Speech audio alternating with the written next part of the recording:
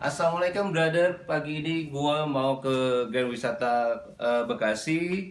Gua akan ketemu dengan mantan bankers. Gua mau ngobrol ke sana. Ikutin kegiatan gua. Jangan lupa subscribe, like, comment, and share. Thank you. Terima kasih. Brother, pagi ini perjalanan gua ditemenin sama musik padi yang bikin gue jadi muda kembali. Ingat masa-masa gue masih aktif di bank yang logonya brother. Udah sampai tempat Sohibul Bait, temen gue kerjain. Gue bilang putar balik tol, panik dia. Assalamualaikum. Waalaikumsalam. Ada Pak Dewa. Gue udah curiga.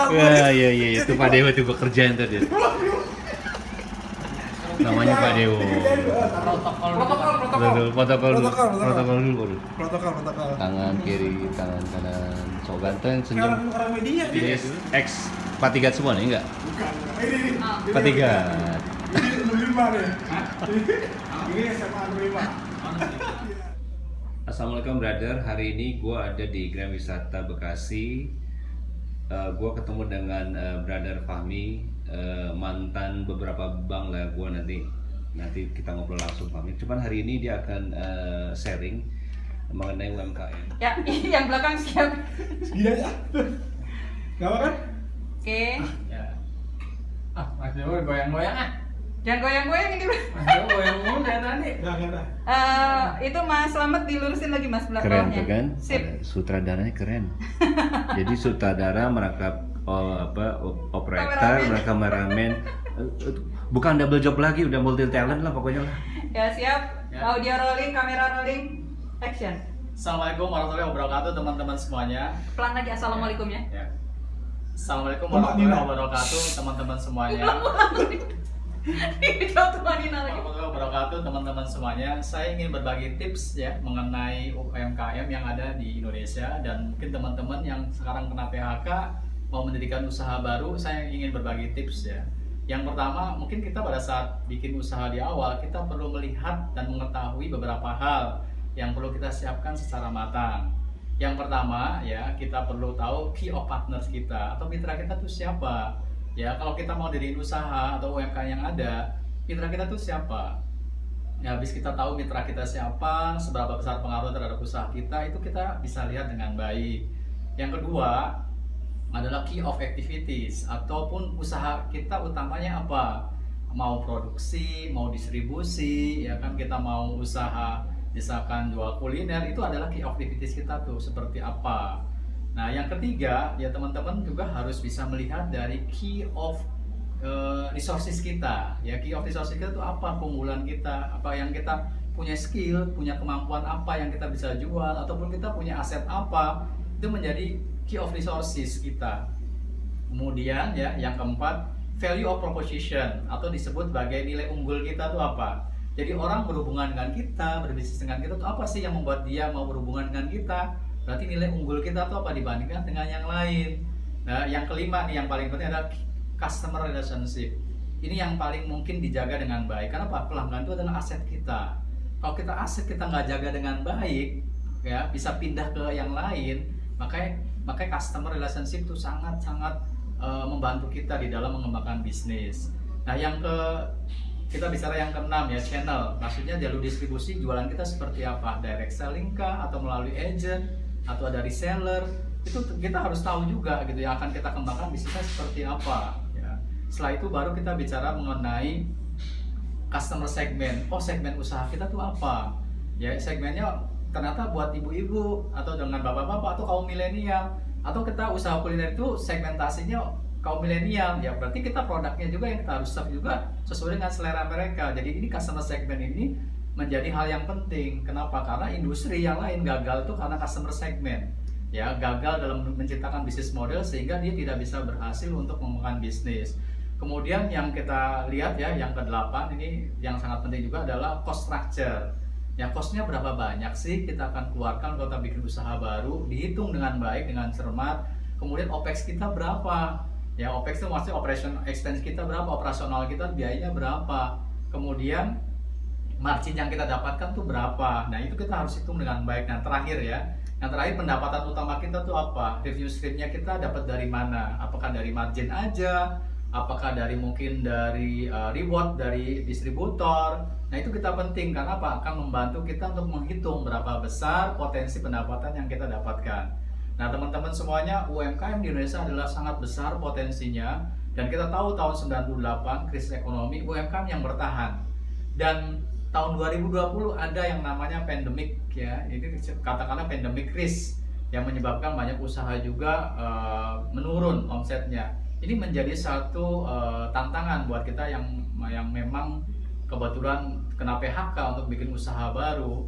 Dan di sini kita bisa melihat bahwa COVID ini menjadi tantangan apa? Karena UMKM di awal-awal memang agak berat ya, ibarat orang sih baru kena COVID 1 bulan udah KO.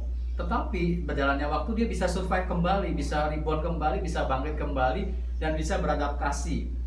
Ya, perusahaan yang bagus ya, bukan karena dia asetnya besar, SDM-nya besar, jaringannya banyak, tetapi yang bisa bertahan, yang bisa bagus dan berkembang adalah perusahaan ataupun usaha ataupun kita sendiri yang mampu beradaptasi dengan lingkungan.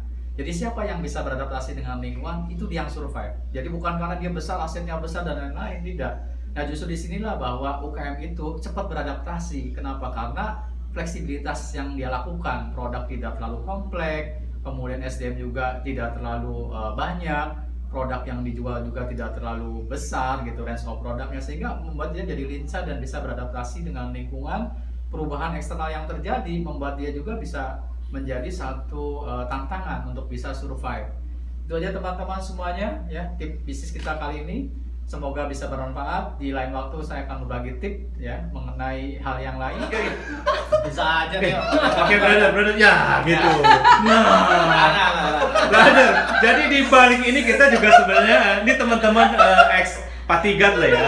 Kalau nggak sebut bang lamanya gua sebutin lah. Itu apa etikanya kalah Green lo tuh. Ya tadi tuh nggak hijau, ternyata spray tuh nggak. Panjang kan? Tapi inilah gue sukanya kalau berteman-teman dengan mantan bankers, edukasinya berjalan. Karena apa? Semua by konsep, semua by pengalaman yang pernah dilakuin sama mereka. Jadi bukan omong kosong. Memang itulah ilmu yang mereka terima.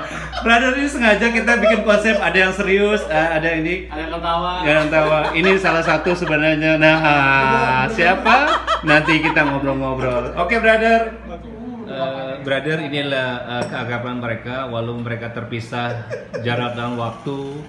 Yang satu udah jadi pengusaha, brother Dewo pengusaha online sekarang ya? Insya Allah. Insya Allah. Sedangkan brother Fahmi kali ini lagi aktif. Kebetulan dia konsentrasi di pendidikan, lagi lanjut S3-nya. Doain aja brother bahwa ya brother Fahmi ini selesai lah. Supaya dia aktif lagi di perbankan. Mau perbankan atau bisnis yang lain, brother? Saya perbankan lagi aja. Oh, Syariah. Tapi syariah ya, oke. Kalau Bang Fahmi ini istiqomah. Istiqomah. Istiqomah di perbankan, keuangan perbankan. Dulu sama-sama di perbankan. Gitu. Kalau saya istiqomahnya beda, Pak. Ikatan suami takut istri di rumah. Ya itulah. Brother, guyonan mereka gaya-gaya lama nih, gaya-gaya tahun 90, 80-an sebenarnya. Memang kalau agak narsis, kalau bilang nggak kenal nih gaya apa sih gitu loh. Ya itulah, kabar mereka dicairkan dengan suasana seperti ini. Ini Oh, gue juga. Kalau ngeri kan? Iya. Ini Dia lagi senyum loh sebenarnya ini. gini anggota ISIS. ISIS ya? Kasih kata ISIS apa? Tahu nggak singkatan ISIS? Tahu? Apa? Tahu? Apa? Coba tebak. Oh. ISIS itu istri cantik, istri soleha. Oh, oke, apa? Istri cantik, istri soleha. Luar Ah. biasa. Luar biasa. Mantul. Ya inilah, brother, keakraban ini yang banyolan yang mungkin kita nggak bisa lihat di ya pertemuan formal. Ini lebih formal. Ini teman saya luar biasa nih. Lulusan IKJ, guru bahasa Arab. Luar biasa. Lulusan IKJ. Wah, ini guru bahasa Arab. Jebolan Harusnya- Metro TV. Yo lulusan IKJ ngajar bahasa Arab luar biasa. Kalau Pak Slamet biasa di luar. Main sepeda dong. Motoran. Biasa gue sama main futsal, biasa gue sama main futsal. Ya itulah, brother. Sekilas lah ya, silaturahim kita lah ya. Iya. Kita nggak tahu lah. sudah umur hampir 50 50 ya? 50. Jadi 50. Jelang 50 tahun ya. Kita berkumpul untuk bersama-sama menyatukan langkah, menyatukan apa ya, semua sinergi. Mudah-mudahan dengan satu wadah di tempat kita ini, suatu gerakan sosial membantu masyarakat membuka lapangan pekerjaan dengan menumbuh kembangkan jiwa entrepreneurship kewirausahaan. Luar biasa.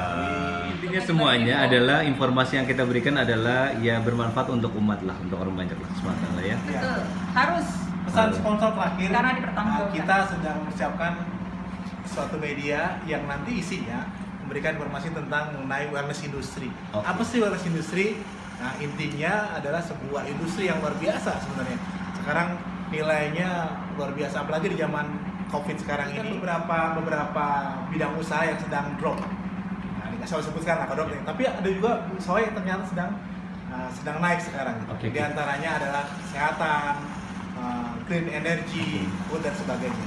Nah, kita Keseruan kita dengan teman-teman mantan bankers, ada Brother Dewo, ada Brother Fahmi. Niatnya sih memang kita lain dan tidak bukan adalah proses edukasi literasi perbankan atas sharing ilmu yang mereka miliki selama mereka bekerja sebagai bankers. Semoga apa yang kita sharing hari ini bermanfaat untuk orang banyak. Barokah. Wassalamualaikum warahmatullahi wabarakatuh.